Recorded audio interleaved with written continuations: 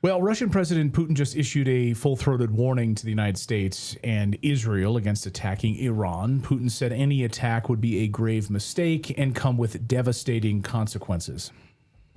While Russia has cautioned the United States of attacking Iran, it has said that the threats of new military strikes on Iran are categorically unacceptable. Moscow has slammed Washington in what it calls a subversive external interference in Tehran's internal politics. Well, you'll recall that Putin, of course, doesn't bluff, and all Russians have now been removed and left Israel. According to sources, of course, Putin was absolutely furious about the way that Israel handled the Syria situation. Of course, felt, in fact, totally betrayed by Netanyahu over what happened in Syria. Here we now have Russia sent multiple large freight flights into Tehran over the past few days, including another one today. Could that be why President Trump is now saying that the killing is winding down? Listen, just a few minutes ago. Sorry, I don't have it. Oh, okay. Meanwhile, well, so President Trump, I'll just paraphrase what he said just a few minutes ago. He said that, we just got on good authority that the killing has now stopped, basically all but stopped. We have that on good authority. When a reporter asked about that. It's winding down. It's winding as if, down. Like the end of your coffee.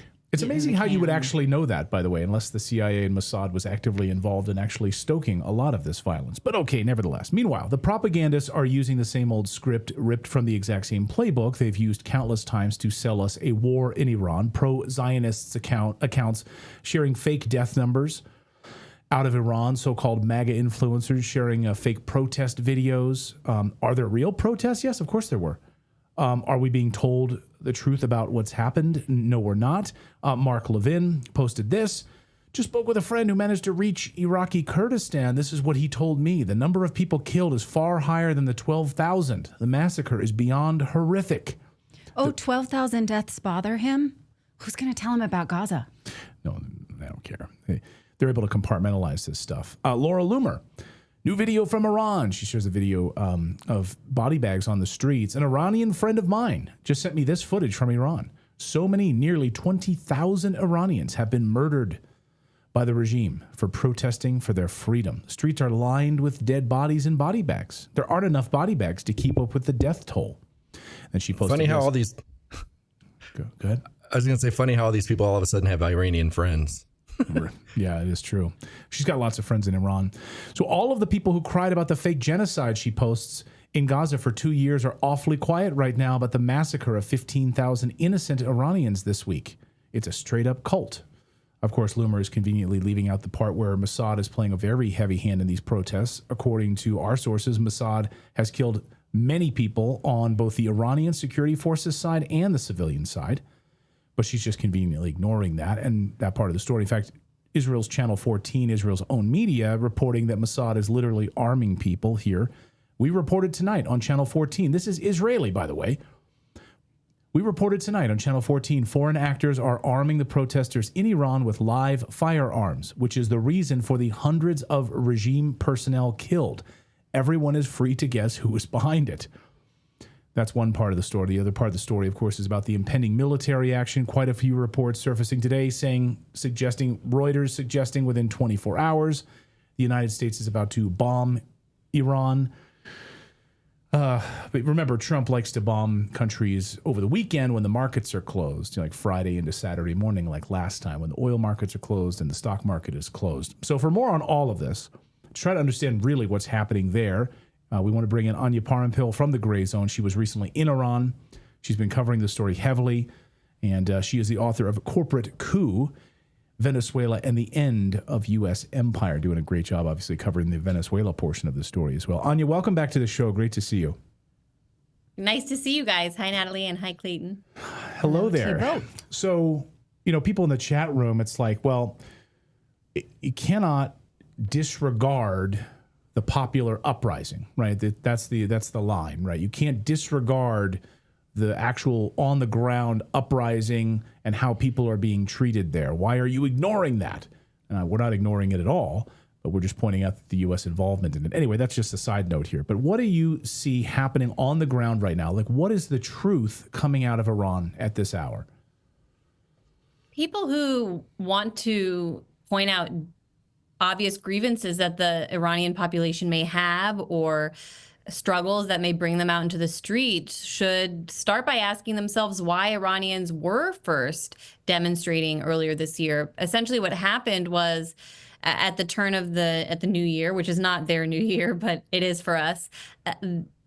People, mostly poor working class merchants in Iran, went into the streets in order to protest rising inflation and a worsening economic situation in the country. We can discuss how sanctions have ravaged them since their 1979 Islamic Revolution and how the United States openly admits to using sanctions as a weapon in order to bring countries like Iran to its knees.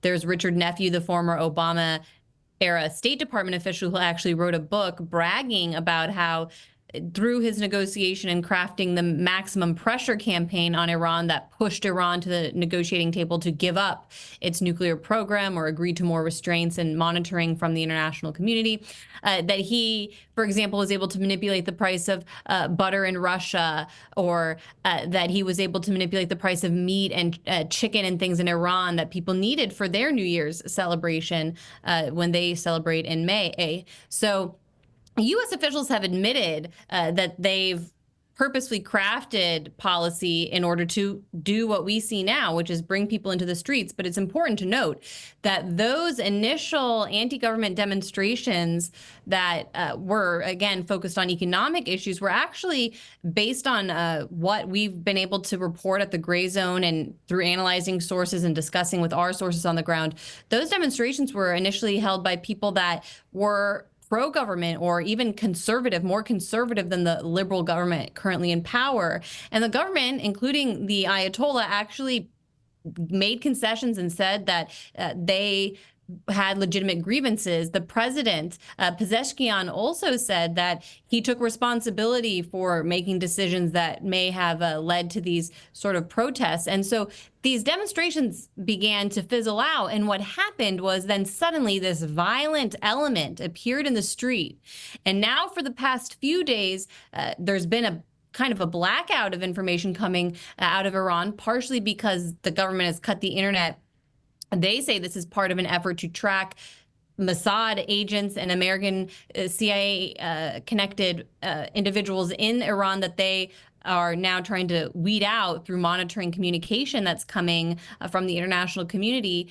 And the videos that have come out include riotous demonstrations, attacks on mosques. They've burned down multiple important religious buildings in the country, fired upon police officers. There's reports of crowds lynching police officers in the streets. And so what looks to have happened is that the situation went from a legitimate peaceful protest, and now what we're seeing, much like what happened in Syria in 2011, is an element with outside support coming in to destabilize the country and also bring a response from the government that then prompts the United States and its allies in the region to say, look, now we can intervene because the government has acted against its people. Are you worried about those upcoming credit card bills after the holidays? If you're a homeowner, there's no better time right now than to call American Financing, wipe out that debt. Even President Trump talking about trying to wipe out a huge chunk of credit card interest rate money right now, getting it down to 10%, because a lot of people have them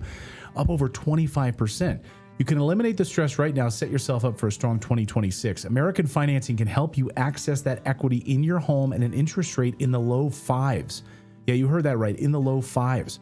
That's a much lower rate than the average 20% or more credit card rate right now. American Financing is saving their customers an average of $800 a month. That's like a $10,000 raise to start the new year. There are no upfront fees, no obligations to set how much you can save.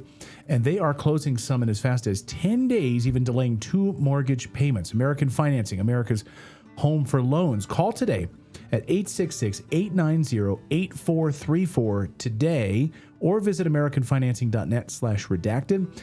And here's the disclaimer. NMLS number is 182334. You can read all about them at nmlsconsumeraccess.org. APR rates in the 5s start at 6.196% for well-qualified borrowers.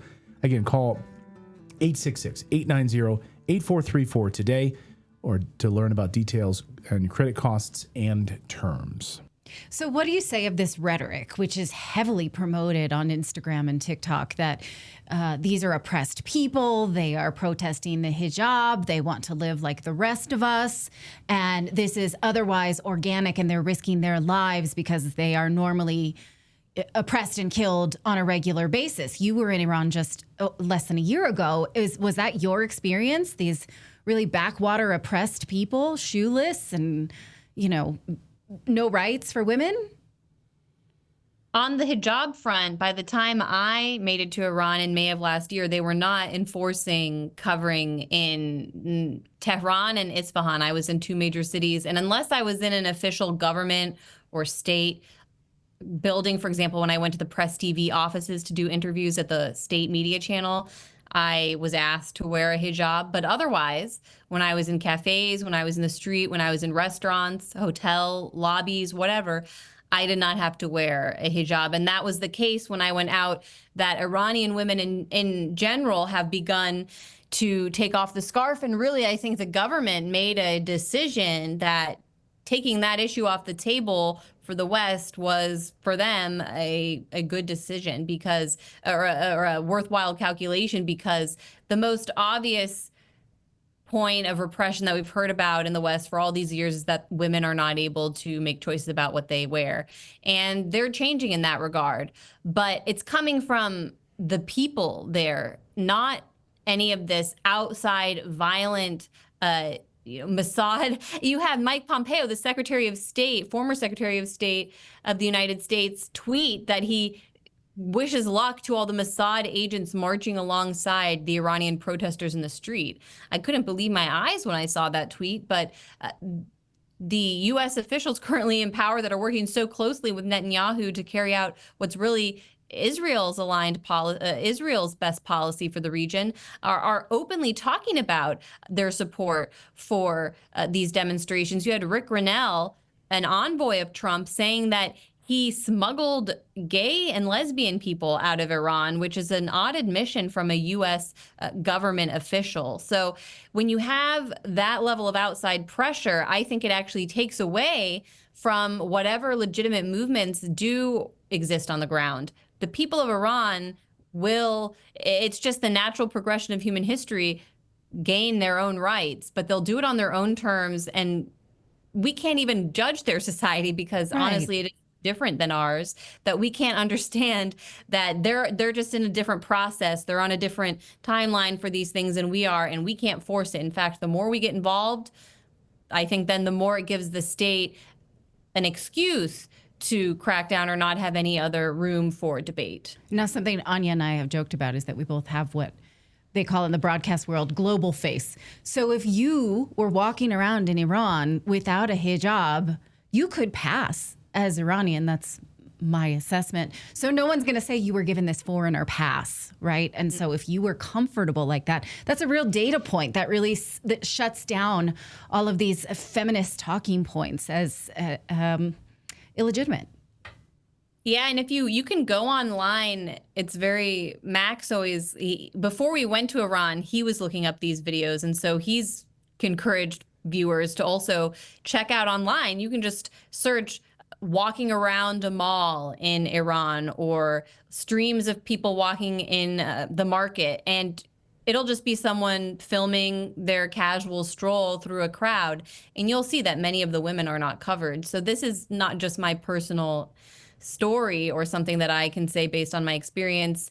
It was based on talking to women there, and it was based on talking to, or based on just gathering this evidence in these videos ahead of time to see what we should expect when we went to Iran. And on the women's issue, like women anywhere else, the women that I spoke to in Iran were concerned about the economy. They're worried about the fact that they have to work constantly and then can't, and all of their money goes to paying for their housing and their food and childcare, and that they can't save. Their complaints sound a lot like the complaints that we face in the United States.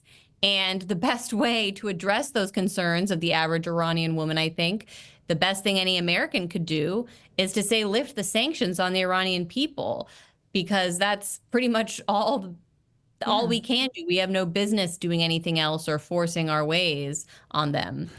So I just want to go back to, before we let you go, Anya, just the idea that, the body bags on the streets, there's just so much misinformation pouring out of there right now. You're hearing, the likes of like the pro-Zionist, pro-Israel crowd, the Israel's First crowd, like the Laura Loomers, Mark Levin types, who absolutely want this regime change war. They're absolutely ignoring, of course, the Mossad intervention and involvement in all of this, which has been confirmed on the Israeli side. I don't know why they're just ignoring that conveniently. It's very interesting. But do you have specific numbers that you know about exactly how many people have been killed? Who's doing the killing? I think right now it's very difficult to make any claims that we know based on numbers coming out of Iran, because I can barely be in contact with the people that I know there because of the blackout difficulties. Yeah, because of the blackout and because of just one of the contacts that we've interviewed on the Gray Zone regularly, Satara, people may have seen her. She's very vocal on X. Her neighbor was killed in one of these attacks. So everybody's kind of in flux there, and it's hard to know what information or in terms of numbers is correct. But I will say that we saw the CBS News, newly controlled by Bari Weiss, issue some claim that 20,000 or 22,000 people had been killed. I would say that that's probably a gross overestimation, but with the way things are looking now, with this increased violent action in the streets, people with guns, people setting fire to buildings, that is very dangerous. And so I'm sure we will see body bags and we will see confrontations, but we will have to ask, how did it get to this point? Who are the people coming in with the guns and causing the chaos? If we see somebody crying over a dead relative, we need to ask, well, who actually killed their relative? Was it the state, or was it these violent militias that have suddenly appeared in the country? Are we looking at a repeat of Syria? That, I think, is what's possibly going to play out in Iran over the next few months, because it's easier for the U.S. and Israel to go that route than to just start an aggressive bombing campaign now. I think they want to act in this window that they have with Trump and Netanyahu in power. This is the last country that they would like to topple while both of them are still around. And so it seems right now that they are greasing the gears for a Syria-style CIA covert-backed civil war scenario in Iran. And so I just hope that it can be nipped in the bud and that we don't see something as devastating play out in Iran as we saw in Syria. Yeah, it's unbelievable when you see what's happening right now. But it's a hard place for journalists to be, because we can see the sources of these numbers. The National Endowment, come on, they're the ones who started the war in Ukraine. Victoria Nuland is currently an ambassador. We cannot put any stock in that. We can't put any stock into the State Department run numbers or any Washington-based group. And so we have to wait. And so for the rest of us as news consumers, when you see someone who is repeating these lines, you need to dig your heels in and say, I'm going to wait. That's all we can really do right now. Right. Always look at the source. As you mentioned, a lot of those higher death tolls have come from organizations funded by the National Endowment for Democracy and other U.S. government-funded groups. We just did a report about that at the Gray Zone, authored by Max Blumenthal, my husband, and our colleague Wyatt Reed. And then again, beyond that is, if we are dealing with a high death toll, we have to ask, were there actual violent exchanges between militias and the military or the police? Because that is the situation that appears to be growing now in the streets, is this an actual civil strife scenario. So if there are high death, if eventually we are looking at high death numbers, we have to ask again, where did the violence come from? And history seems to repeat itself in that region. And I think we could guess where those guns would come from. Well, and we're hearing directly from the Israelis. The Israeli media covering it, and the United States media is not covering it. The Israeli media is telling us that Mossad is in Iran, and they've been arming they've been arming both sides. It's like, hey, You want a gun? You want a gun? Hey, let's have some fun here. Let's carry on. Let's create this chaos right now. The CIA and Mossad actively involved in this. I mean, why do you think the U.S. media is totally not covering that part of the story, but the Israeli media is?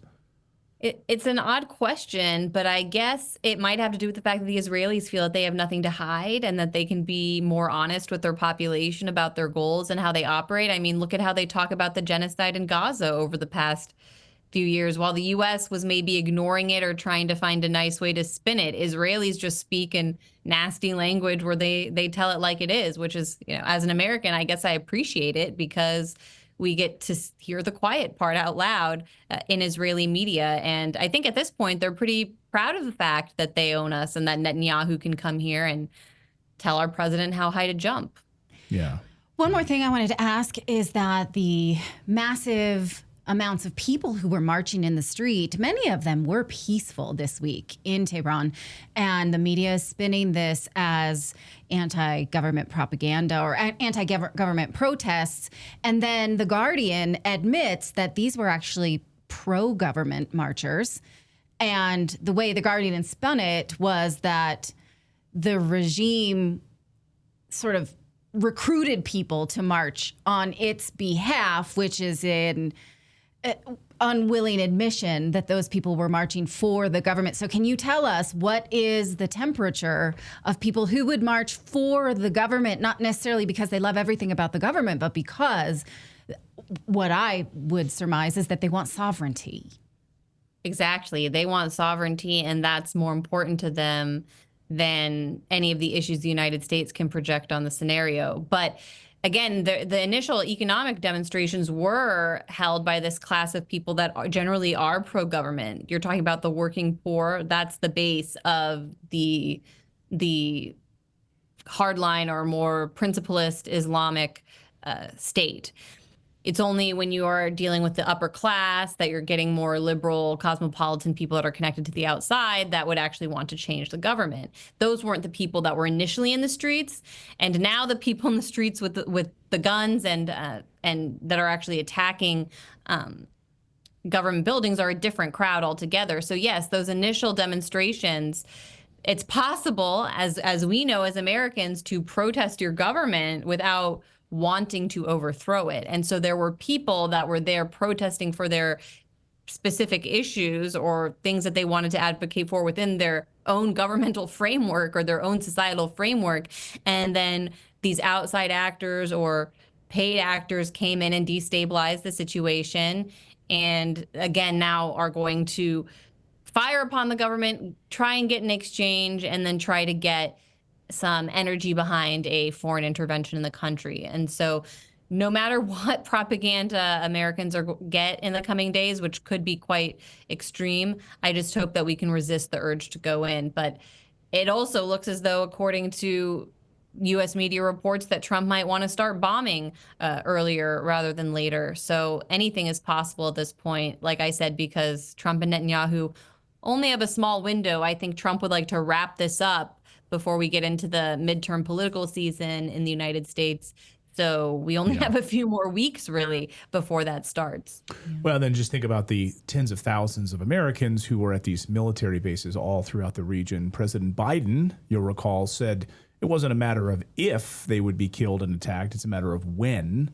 So he knows that they're just being used as cannon fodder right now. So Americans sitting there as sitting ducks, getting ready to be attacked. Who knows what hell will be unleashed in the next few days. Anya Parampil, great coverage as always over at the Gray Zone. Thank you so much for joining us today and providing your perspective. Great to see you. Always good to see you guys. Thanks, Anya.